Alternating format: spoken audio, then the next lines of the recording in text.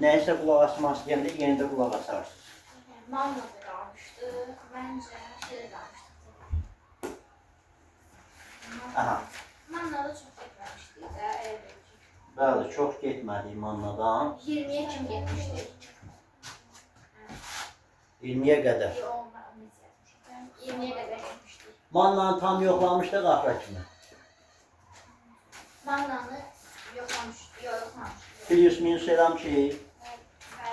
Aha. Baxa. Yaxşı, keçən səfər mənim yadımdadır ki, bir 14-cü suala baxdıq. Məncə 20-yə kim getdik. Amma sonra bilmədim. 14-dən sonra davam elədik, yoxsa? Məncə elədik. Yaxşı, 14-dən 20-yə qədər səhvimiz varsa səhvimizi deyək. Buyurun. Kimin nə səhv varsa desin. Buyurun uşaqlar. 17 mən. 17. Hə, düzdür. Buna çatdıra bilməmişdik. Zeynəb, elə sənin özündən gedirik. Zeynəb, fikir verir ki, burada bizə 740-719-cu illər veribdir. Bu kimin dövrüdür Zeynəb? Mannada. İranzun dövrü.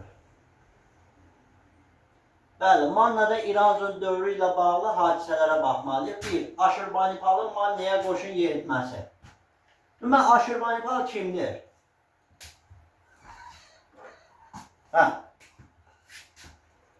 Baxaq görək, Aşurbanipal kimdir? Deyə bilərsən? Asuriyan hökümdarıdır Aşurbanipal. Bəs Aşurbanipalın Mannaya hücumu var mı? Belə bir hücum olub mu? Yoxsa səhvən yazıb mı? Deyil. 650'də. 650'də. Zeynəb, diqqətlə qulaq as bura. Bəs 650'də Manna hökümdarı kimdir? Ahşeri. Amma burada hansı Manna hökümdarından danışılır? Bəli. Aşurbanipal 650'də olubdur. Bizə 740-19 lazımdır. Asuriya ilə müttəfiq münasibətlərin olması. Murad, 740-719-cu ildə Manna ilə Asuriya arasında müttəfiq münasibət var idimi? Kim idi o Asur hökümdarı Manna ilə ittifaq qurmuş, dostluq edən? Zeynəb deyə bilərsən? Dəniz? Deyil. Sargon. Neçənci? İkinci Sargon. Bəli uşaqlar, bax bu dövrdə sırf İranzu ilə ittifaqda olan Asur hökümdarı ikinci kim idi? Sargon. Yaxşı, bəli. Sargon ta ki Ulusunun dövrünə qədər gedib çıxır. Ulusunun dövrü müddətində də hakimiyyətdə hələ ki Sargon var idi, Asur hökümdarı. Yaxşı, ikinci Sargon. Urartu dövlətinin süquta uğradılması. Urartu dövlətinin süquta uğradılmasını Zeynəb deyə bilərsən nə vaxt baş verir?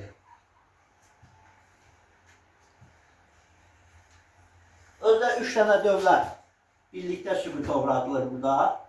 Urartu da onlardan biri idi. Yada sal.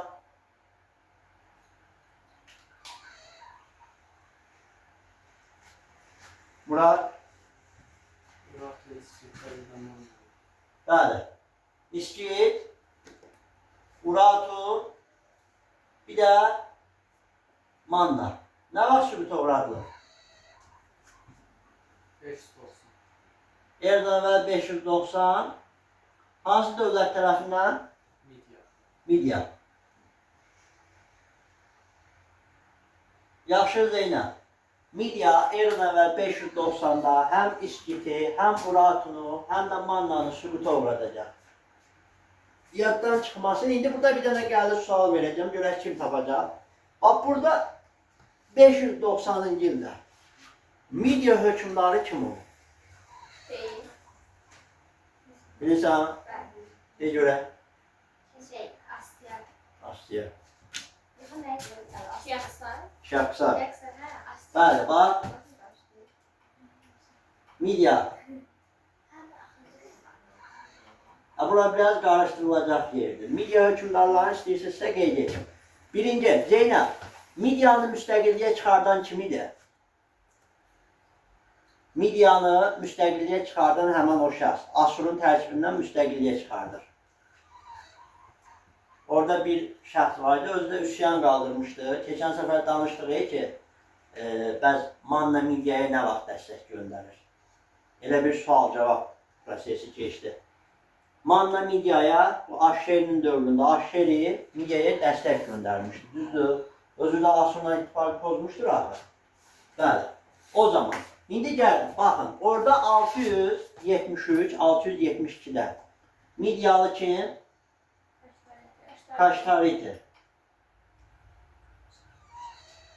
Kaştariti üsyan qaldırır Asura qarşı. Və eradan əvvəl 672 ildə müstəqilliyə çıxardır Midiyanı və müstəqil Midiya dövləti yaranır.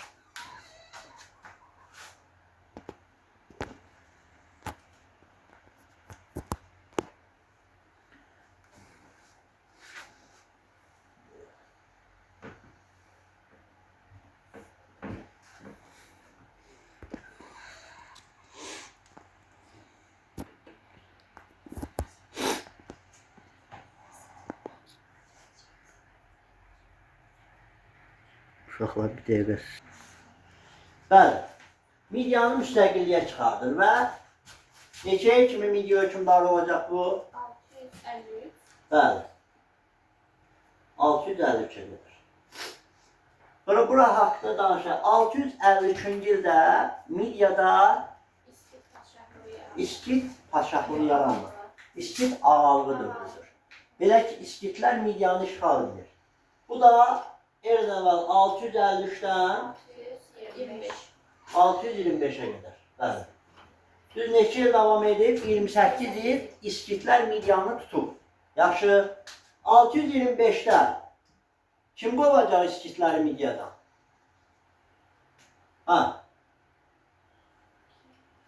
Kiaksar. Kiaksar eradan əvvəl 625-dən 585. 585'e. 590 bu içindədirmi? Demək ki, 590-da İskit, Urartu, Mannanı işğal edərək süquta uğradan Midiya hökmdarı Kiaksar olub. Yaxşı, Midiyanın sonuncu hökmdarı Astiaq. Zeynəb, Midiya nə vaxt süquta uğrayır? Orada bir xeyirsiz nəvə məsələsi ortaya düşür. Eradan əvvəl 585-dən yox, Zeynəb fikirləşdən. Midiyanı təkrarlamamışsınız. İndi axı təkrarlayın, ona görə keçən səfər tez keçmədikdə üstündə qaldı. Bu Astiaqın babası var idi, nəvəsi var idi. Fars nəvəsi. Elə bir ki, Astiaq öz qızı Mandananı Fars vilayətini idarə edən bir nəfərə ələ verir və orada kim dünyaya gəlir? İkinci Kir. Bəli. İkinci Kir dünyaya gəlir. İkinci Kir həm Midiyalı, həm Fars idi. Və ikinci Kir babasını neçənci ildə öldürəcək? 550-də. Babasını öldürərək Midiya dövlətinə son qoyur. Beləliklə, hansı dövlət yaradacaq? Farsların əcdadı olan Əhəməni dövlət yaradacaq. Digər adı ilə indi İran da deyirik. Yəni, qədim İranın ilkin forması Əhəməni dövləti olurdu. Vəssalam. Burada bəli, cavabımız Asuriya ilə ittifaq edir. Sirdaka müqaviləsi, Leyla. 714. Bu hansı Manna hökmdarı ilə baş verir? Ulusuni ilə baş veribdir, bəli.